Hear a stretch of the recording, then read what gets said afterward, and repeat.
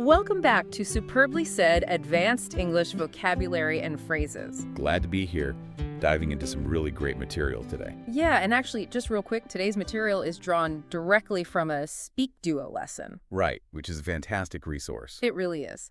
So for everyone listening, you can go to SpeakDuo.com to meet new people from around the world who are practicing English on video calls to become more confident with their speaking abilities. Exactly. And, without any extra fluff, we are just going to jump straight into the idioms today. Let's do it. Because these are specifically curated for advanced English learners, right? People who are looking to sound highly natural in professional settings or, maybe during an IELTS exam. Yeah, you really want to capture that natural flow. And today we're looking at, the anatomy of a risk. Right, starting out and making moves. Because we begin at the start of any project or career move.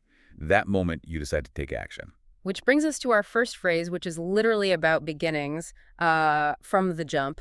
From the jump, yeah. Well, it just means from the very beginning, right from the first moment. So how is that different from just saying, initially? Well, compare it to initially. Initially is fine, but, from the jump sounds much more instinctual. Right. It's more immediate, like you didn't even have to think about it. Like, say I'm talking to my boss about a new software rollout, I might say, well, from the jump, I could tell the new system would need more training. Perfect example. Yeah. You're showing you had that immediate read on the situation. Exactly. But, okay, if you knew something was hard from the jump, proceeding anyway requires taking a risk. It does.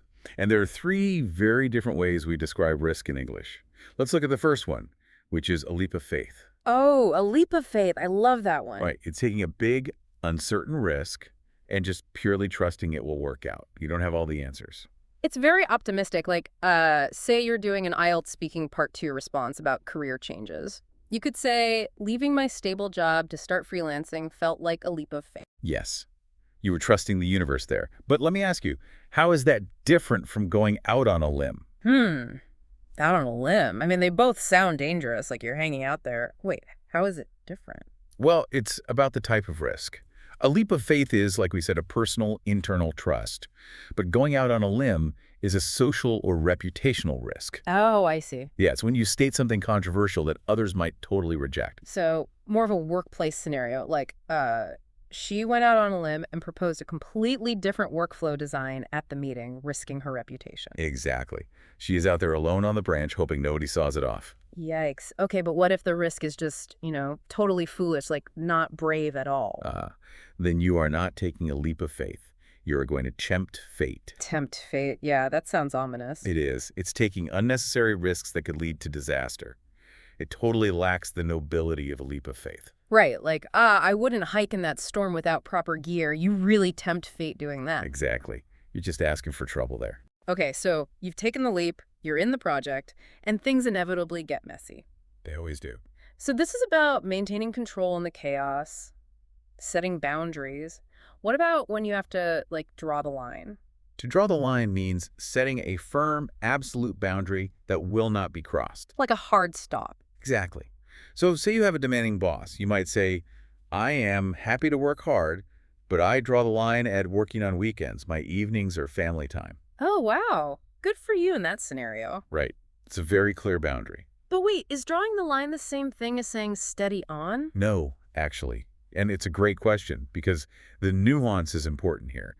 Draw the line is a hard stop. Okay. But steady on is just a warning to simply calm down, slow your pace, and not rush into something. Oh, so it's more about speed, steady on, let's review the contract before signing anything. Perfect. You're not refusing to sign it, you just want to pump the brakes. Makes sense. But sometimes you can't pump the brakes, and you just get sucked into something.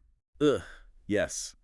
To get sucked into something means being gradually and usually involuntarily pulled into something unplanned. I do this all the time. I'll be explaining a delay to my colleagues and say, I got sucked into a long online thread about the new podcast series and totally lost track of time. We've all been there. The internet is great for getting sucked into things. Totally. But speaking of doing things we shouldn't, what about double dipping? Double dipping. It means doing something twice when you should really only do it once. Usually getting a benefit twice, right? Exactly. Okay. Once I accidentally double dipped on an expense report and had to correct it with accounting. Yeah, they do not like double dipping in the finance department. Not at all. Yeah. But, okay, what happens when all these boundaries fail? When it all goes wrong. Yeah. You might have to run the gauntlet. Run the gauntlet. That sounds intense. It is. It means going through a relentless, painful series of challenging obstacles. Like an initiation. Yeah, exactly. For example, new employees running the gauntlet of training sessions and certification tests. Okay, so it's tough, but it's planned.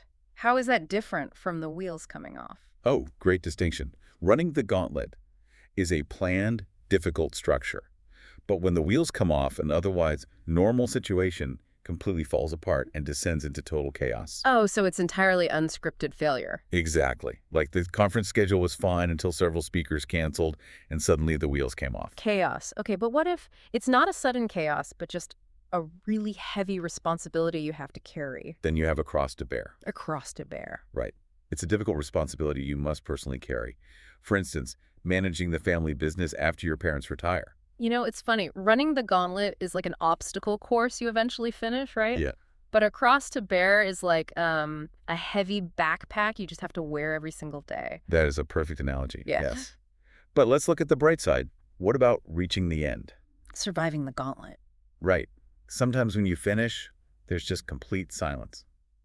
Not a peep. Not a peep. Complete, total silence. Not a single sound from anyone. Like when the teacher asked a difficult question, there was not a peep from the students. I remember those days. But as we're getting to the end of a project, what is the exact difference between the home stretch and the finish line? Okay, so the home stretch is the final phase or the duration of the work. The duration. Okay. Yeah. So we're finally in the home stretch of the language course and feel a little tired. It's the period of time right before the end. Exactly. But the finish line is the exact point of completion. Like, seeing the finish line motivated the team to push through the last week. I get it. And sometimes, you know, crossing that line is incredibly easy, like an absolute cakewalk. An absolute cakewalk. Something extremely easy requiring no challenge at all. Like saying it was manageable? No, actually, it's more than that. If it's manageable, there was some resistance. A cakewalk means it offered zero resistance. Oh, wow. So like compared with the final exam, organizing my desk was an absolute cakewalk. Exactly. So we've covered a lot of ground today. We really have. And, you know, I think it's time for the superbly said quiz. Let's do it. All right, I'm going to read 8 questions to test your ear for context. I'll read the question and the options A, B, and C. And remember to listen closely for how the phrase is used in context. Right. And I'll repeat the target phrase so you know exactly what to listen for. After I read the options, feel free to pause the podcast here if you need to think about the answer. Sounds good. Let's start. Okay, question 1. Which sentence uses the idiomatic phrase wheels come off correctly based on context? Again, that's wheels come off. A, the professional automotive mechanic technician was instructed to check if the wheels come off during the routine alignment inspection. B, the deeply frustrated young retail clerk aggressively managed to completely drop a white line. C, everything was running smoothly until the main supplier canceled at the last minute, and suddenly the wheels came off the entire project. Feel free to pause the podcast here if you need to think about the answer. All right, the answer is option C. Remember, wheels come off means a situation descending into total chaos, just like our conference schedule example earlier. Nailed it. Question 2. Select the context where the phrase draw the line is most appropriately used figuratively. We're listening for draw the line. A, I am happy to support the team with evening assignments, but I draw the line at working through weekends without prior notice. B, the professional drafting architect was instructed to draw the line carefully for the blueprint schematic. C, the incredibly clumsy warehouse inventory clerk accidentally managed to quickly buy some large systems. Feel free to pause the podcast here if you need to think about the answer. And the answer is option A. Draw the line is all about setting a firm boundary to protect your time. Absolutely. Okay, moving on to question 3. In which situation does someone accurately utilize the advanced phrase out on a limb contextually? The phrase is out on a limb. A, the professional tree trimming arborist was instructed to stay out on a limb while pruning the branches. B, she went out on a limb and proposed a radical restructuring of the department, risking her reputation on an unproven concept. C, the completely terrified young wilderness traveler unexpectedly noticed an exceptionally massive, heavy tool chest. Feel free to pause the podcast here if you need to think about the answer. The answer for this one is option B. Remember, it's that reputational risk of sharing an unusual or controversial idea at work. Right, taking that social risk.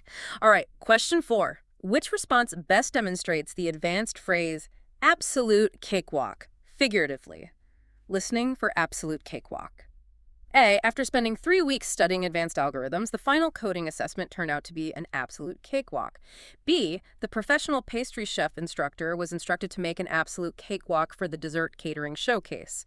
C, the incredibly clumsy warehouse inventory clerk accidentally managed to quickly catch that white balance. Feel free to pause the podcast here if you need to think about the answer. And the answer is option A, reminding you that an absolute cakewalk denotes something extremely easy, like organizing the desk compared to a final exam. It's just a breeze. Okay, halfway there. Question 5. How would a professional accurately use the phrase run the gauntlet contextually? The phrase is run the gauntlet. A, the professional historical costume reenactor was instructed to run the gauntlet during the medieval festival performance. B, the completely confused amateur theater group unexpectedly decided to proudly paint a clean frame. C, every new security protocol must run the gauntlet of rigorous compliance testing before it is deployed to production. Feel free to pause the podcast here if you need to think about the answer. The correct choice is option C. Run the gauntlet is all about going through a relentless, challenging series of obstacles. It's just a grueling process. Question 6. Which scenario perfectly illustrates the meaning of the phrase get sucked into contextually? Looking for get sucked into. A, the professional industrial drainage technician was instructed to get sucked into the pipe cleaning procedure. B, I only meant to check one email before leaving, but I got sucked into a massive organizational debate and missed my train. C, the incredibly clumsy hotel maintenance worker accidentally managed to completely drop that red tray. Feel free to pause the podcast here if you need to think about the answer. The answer is option B. This is when you are involuntarily pulled into something, just like getting stuck in a long online thread. Happens to the best of us. All right, question 7. Which sentence accurately utilizes the advanced phrase home stretch contextually? We are listening for home stretch. A, we have completed the core development and testing phases, so now we are in the home stretch leading up to the public release. B, the professional track and field athletics coach was instructed to mark the home stretch of the running track. C, the deeply confused young kitchen assistant accidentally managed to quickly slice a fresh piece of stretch. Feel free to pause the podcast here if you need to think about the answer. The answer here is option A. Home stretch means reaching the final stage of a project before you hit the finish line. Almost done. And finally, question 8. Which of the following statements correctly uses tempt fate figuratively? Our last phrase is tempt fate. A, the professional philosophical debate moderator was instructed to tempt fate during the ethics seminar. B, deploying a major software update on a Friday afternoon without a backup plan is a guaranteed way to tempt fate. C, the heavily distracted warehouse worker unexpectedly decided to carefully load a blue box. Feel free to pause the podcast here if you need to think about the answer. And our final answer is option B. Tempt fate means taking a totally unnecessary risk that invites disaster, like hiking in a storm without gear. Or pushing code on a Friday. Exactly. Please don't do that. Well, hopefully you all did great on that quiz. Yeah, and, before we go, I want to leave everyone with a thought to mull over. Oh, I like a good closing thought. We've talked a lot about vocabulary today, but think about language and psychology. Yeah. How often does the phrase we choose dictate our reality? Ooh, wait, what do you mean? Well, if you call a new project a cross to bear, it instantly feels heavy, right? Yeah, like you're dreading it. But if you take that exact same project and call it a leap of faith, it feels exhilarating. It totally changes the vibe. Exactly. The words you use frame your actual experience. So I challenge everyone to really examine the idioms you use to describe your own daily challenges. That is such a profound way to look at it. You can literally change your mindset just by swapping out a phrase. You really can. Well, this has been an incredible deep dive. Thank you for joining the conversation and exploring these phrases with us. It was a blast. Keep practicing those idioms, everyone. Take care.